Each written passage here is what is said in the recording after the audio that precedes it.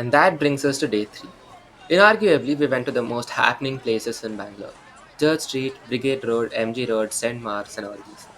You know why they're called the most happening places in Bangalore? Because they're very close to the media houses like Deccan Herald and Times of India, but they're also close to the sports houses like the Chinnaswamy Stadium and the Kantirava Stadium. There's also a race course, and this gets us all to think that the club culture, sports culture, and media house, everything is in the same place. And I have been here multiple times, so I want to hear your thoughts on this collaboration. Well, as someone who's not from Bangalore, it was really nice to sort of understand where I could go during the weekends and, like, to just shop or eat, people watch, and like so much more.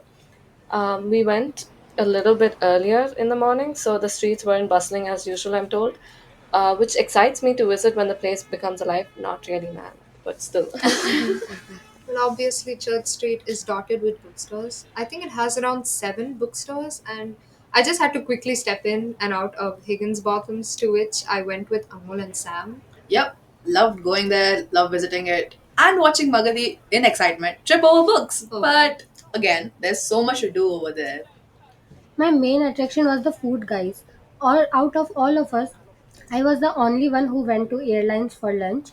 I had dosa, idli, sambar, and filter coffee. The food was really good, and the open air vibe felt special.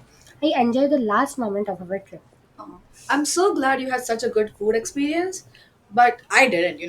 The biryani I had was kind of disappointing, and I had to get more food later to feed my hunger. I'm sorry that you had disappointing food because Alana, Anmol, and I can't relate at all. We had amazing kebabs. Yeah, we made the great decision of following the foodie. Um, we had really good kebabs, and then we went and got boba. I think Meenakshi got lemon juice without sugar, mind you. Um, Speaking of which, though, the streets are a pool of cuisine, culture, and languages. I was really thinking about the food waste we created, waste management processes, and the ideas of sustainable tourism.